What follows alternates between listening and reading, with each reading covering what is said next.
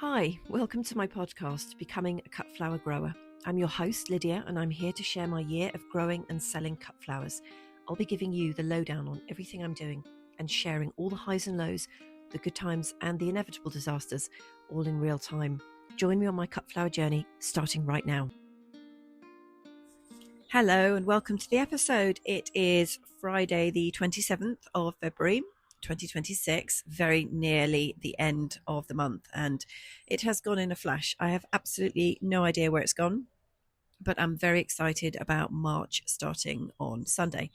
So we've had a really amazing couple of days in the UK. We've had bright sunshine. It's been really warm. In fact, I think one night it was like 9 degrees, which it should be daytime temperatures rather than nighttime.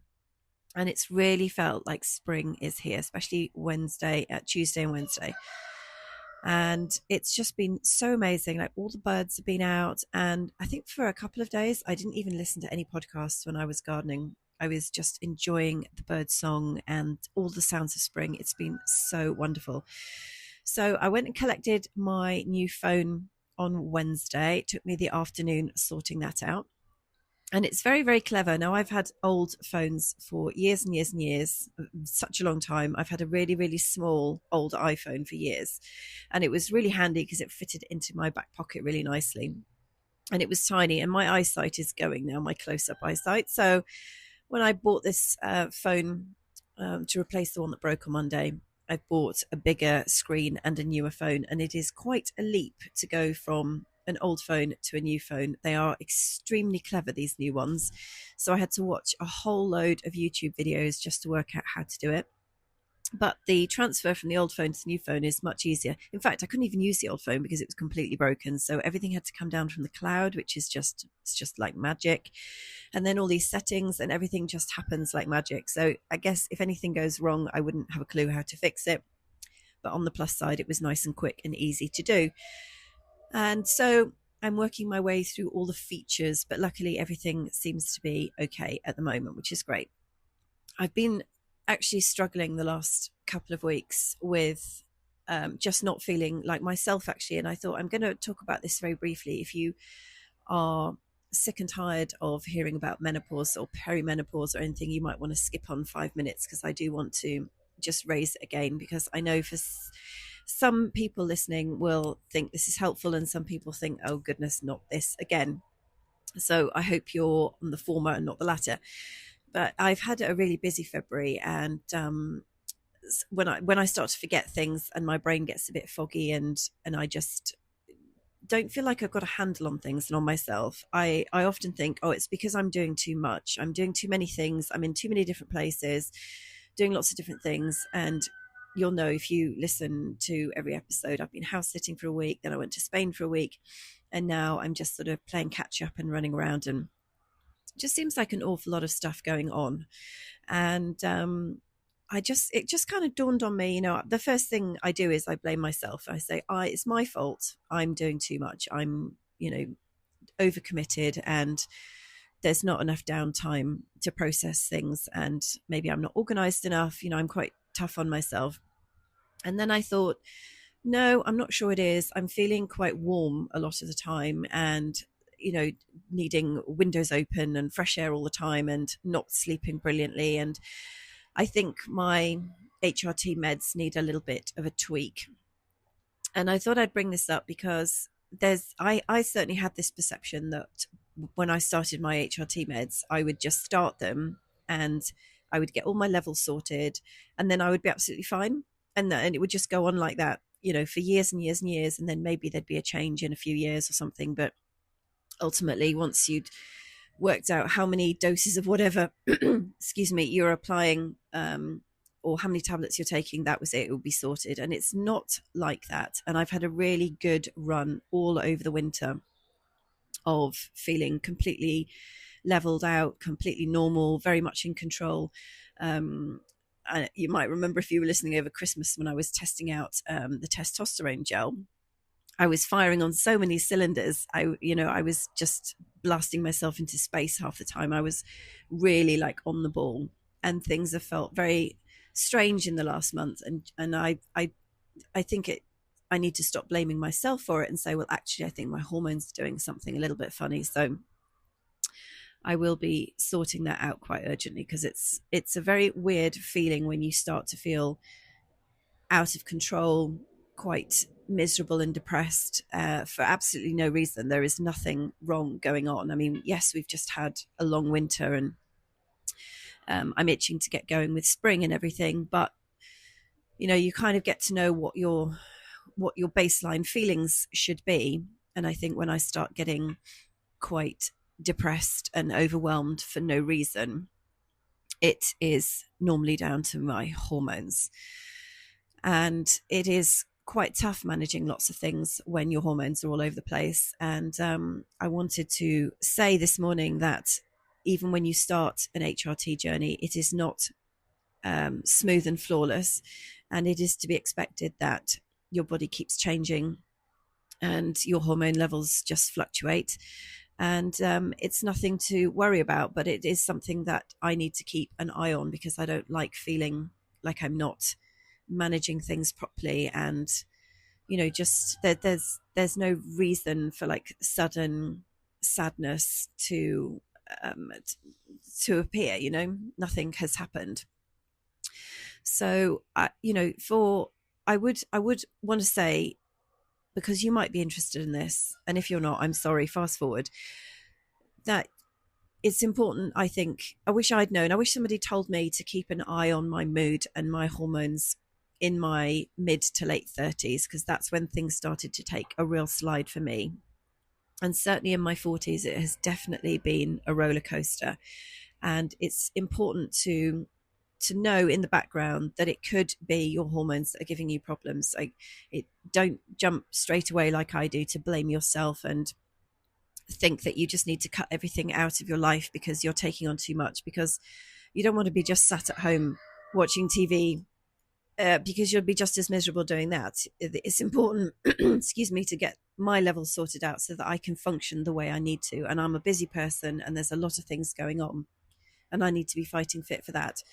So it's really, I guess, just it's not even a shout out. It's just a very quiet, subtle suggestion that I'm making to you, that if for any reason you're not feeling yourself, then please do some research or go and see your GP if you can do that, and see if you can get some help and some advice on tackling it, because all of us women are going through it to one degree or another across the entire world.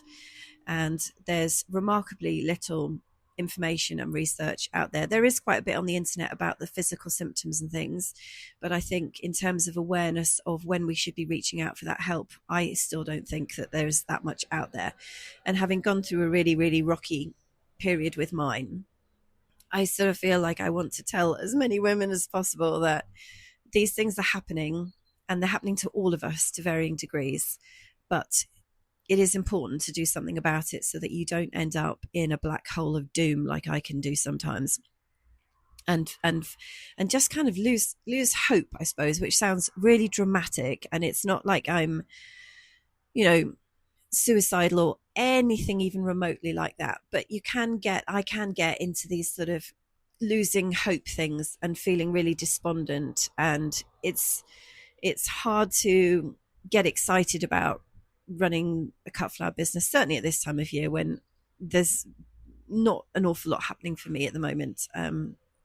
But I think I am assigning this one to my hormones. So if I sound a little bit flat in the rest of this episode, that is probably why. But I am going to do something about it so that I am feeling good again soon.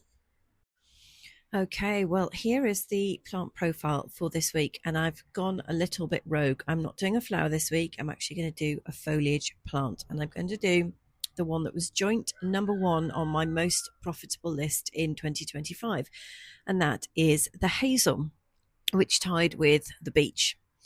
And oh, sorry, I'm recording this on the plot, and the cockerels are just out competing each other for seeing who can be the noisiest. So Hazel is a lovely, gorgeous shrub. The Latin name is Corylus avellana, It's very tough. It's deciduous, has a really, really long lifespan, apparently up to 100 years, which I didn't know they lived that long. Native to the UK, Europe, and Western Asia.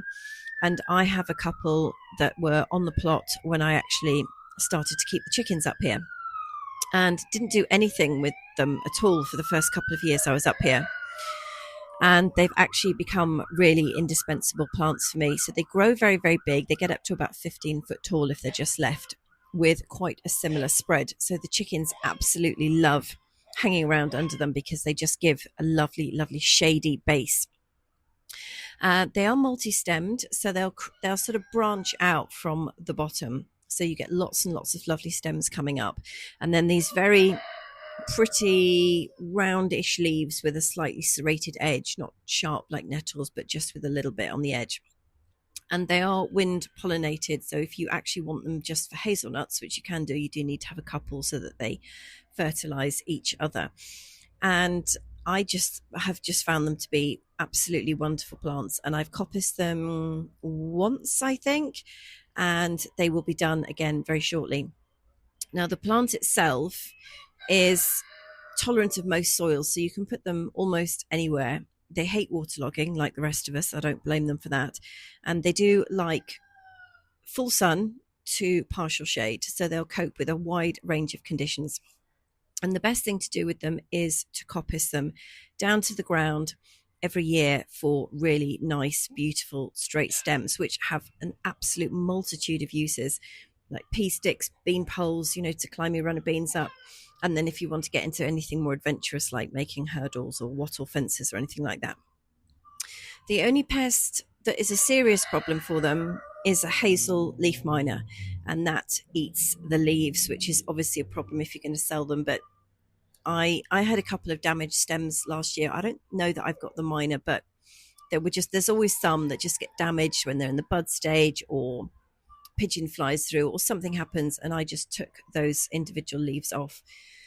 And they were so popular with my wedding and event florist because she does obviously lots and lots of weddings, and she did some absolutely stunning ones with some really big urns outside church doorways, and in fact inside churches and inside country house hotels and all over the place. So they're not limited to just being outside, but they are wonderful because the stems can be incredibly long. Like, you can cut them over a meter in length, which is really amazing. So for a really dramatic look for a florist, I think they would be absolutely amazing.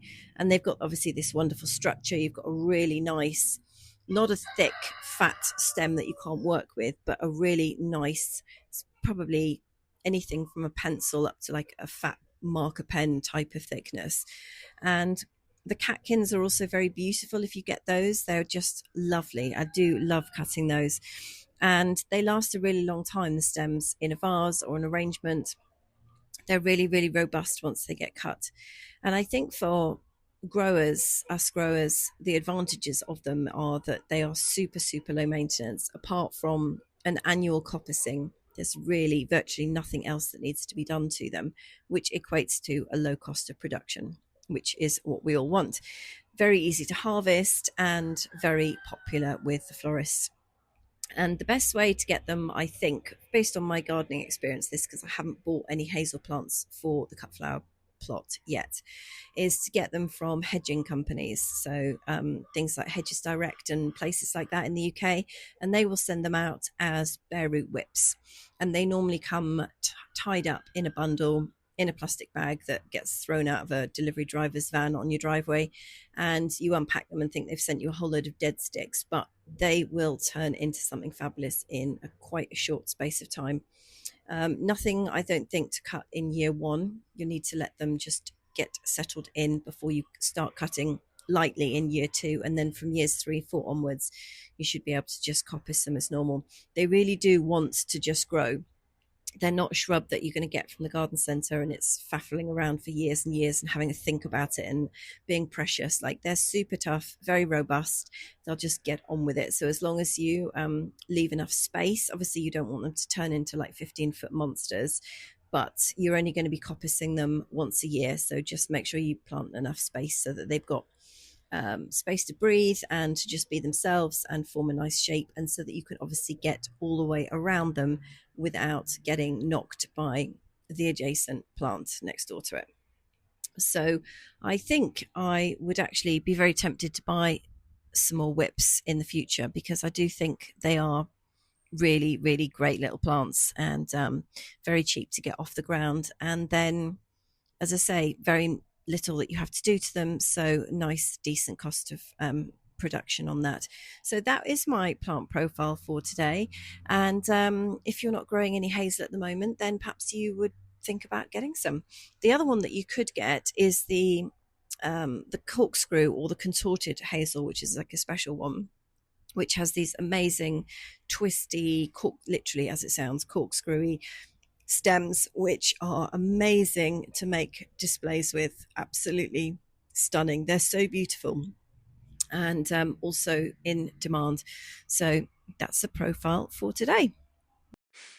All right, well, we're at the end of today's episode, and I feel like I should apologize for the fact that it's quite short. I have some days I feel like I could talk to you for hours and hours and hours, and other days I really struggle to come to the table with something. And I very nearly didn't record this episode at all because I felt like I had absolutely nothing to say.